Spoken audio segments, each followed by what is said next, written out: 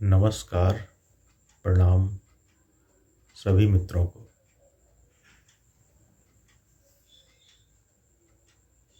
दोस्तों, मेरी एक प्रिय कहानी है जिसे पहले मैं आपको बताऊंगा और फिर उसके बारे में बात करेंगे। प्राचीन समय में एक बहुत बड़ा राजा रहा करता था और उसकी राजधानी दूर दूर तक फैली हुई थी और बहुत व्यापार था उसके राजधानी में। बहुत सारे लोगों का आना जाना था दूसरे देशों से भी।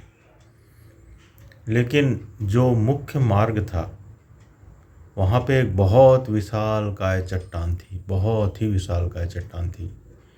उसके कारण वह मार्ग अवरुद्ध हो गया था और बहुत सारी जो व्यापार संबंधी समस्याएं हैं जो कि और भी बढ़ सकती थी, वो उस विशालकाय चट्टान के कारण रुकी हुई थी। और वह इतना विशालकाय चट्टान था कि उसे तोड़ने में भी वर्षों वर्षों लग जाते, तब जाके वो टूटता और वहाँ पे कोई मार्ग बन पाता।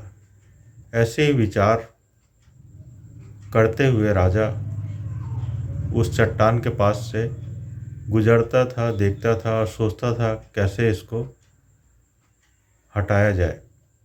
और एक बार उसने सोचा कि हजारों हजारों सैनिक और मजदूर को काम में लगाया जाए और फिर इस चट्टान को हटाया जाए, भले कितना भी वक्त लग जाए, क्योंकि सोचने से तो कुछ होगा नहीं। तो उसने निर्णय लिया कि ये चट्टान हटा के ही रहेगा, और भले इसके लिए कितना भी पैसा लगे, कुछ भी लगे, और हजारों मजदूर रात दिन इसमें काम करेंगे और इस चट्टान को हटा के रहेंगे। तो वहीं पे एक बूढ़ा किसान जो रोज़ वहाँ पे उसी मार्ग से अपने खेत की तरफ जाता था, उसने राजा की बात सुनी और वह हंसने लगा।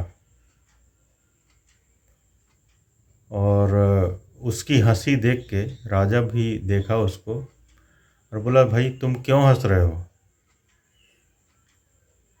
तो बोला, मैं आपकी बात सुनकर हंस रहा हूँ कि ये चट्टान आप हटाने के लिए हजारों मजदूर लगाएंगे, सैनिक लगाएंगे और रात दिन इसमें काम करेंगे, तब जाके ये चट्टान तोड़ेंगे और फिर इतना विशालकाय चट्टान टूटे, कब टूटे इसका भी कोई समय सीमा निश्चित नहीं है। मैं आपको ये चट्टान मात्र ज़्यादा से ज़्यादा 10 या 12 दिन में हटा के दिखा दूंगा। बस मुझे 5 मज़दूर दीजिए, 5 से 10 मज़दूर, और मैं इसे हटा दूंगा। राजा सोचा, ये पागल कहाँ से आ गया? ये बिल्कुल ही पागल है। तो बोला, राजा ने कहा कि तेरी बात यदि झूठ निकली तो तुझे सूली चढ़ाऊंगा, क्योंकि मुझे तो ऐसा कोई रास्ता नज़र नहीं आता है। और हाँ, यदि तेरी बात सच निकली तो तुझे मुंह मामा मांगा इनाम दिया जाएगा। तो ठीक है बोले। किसान मुस्कुराया, बोला कि आप जाइए और मुझे कुछ सैनिक या मजदूर, मुश्किल से 5 या 7 दे दीजिए और फिर आपको मैं सूचित करूँगा। 7 या 8 दिन के बाद राजा को सूचित किया गया। उसने सूचित किया, राजा आए और देखे वहाँ से चट्टान हट गई है, चट्टान का नामो निशान नहीं है।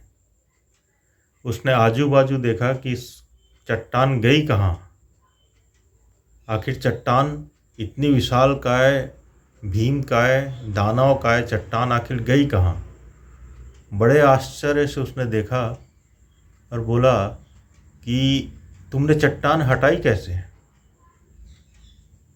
तो किसान मुस्कुराया और बोला,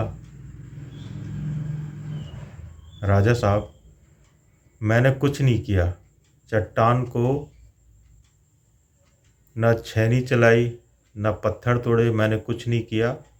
सिर्फ चट्टान के नीचे वाले हिस्से में, जहाँ चट्टान थी, वहाँ पे इतना ही बड़ा गड्ढा खोदा जितनी बड़ी चट्टान थी, और फिर उसे कुछ ही मजदूर की सहायता से ढकेल दिया, उसके चारों ओर गड्ढे बना के। तो वो चट्टान इस गड्ढे में है और गड्ढे पे मैंने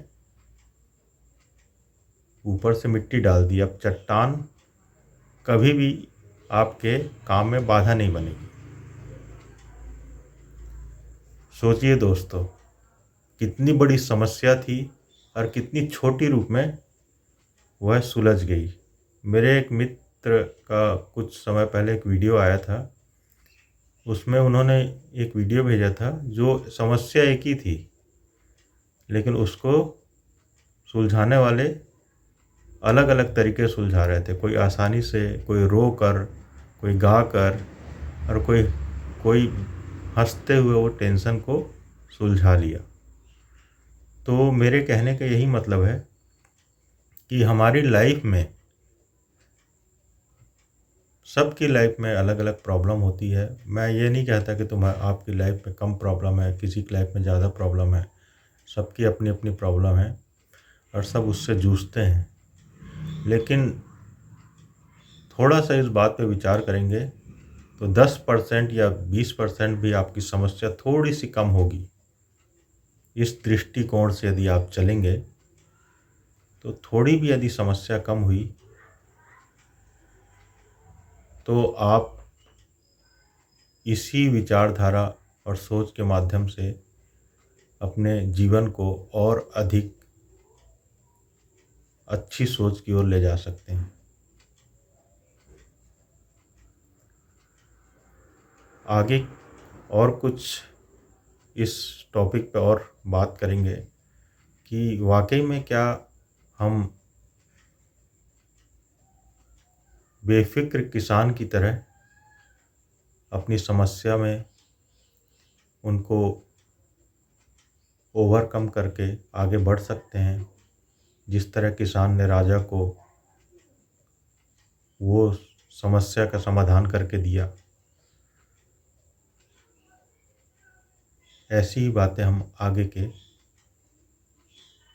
बातों में इसे उठाकर चर्चा में लाएंगे और बिंदुवार इस पर विश्लेषण और बात करेंगे।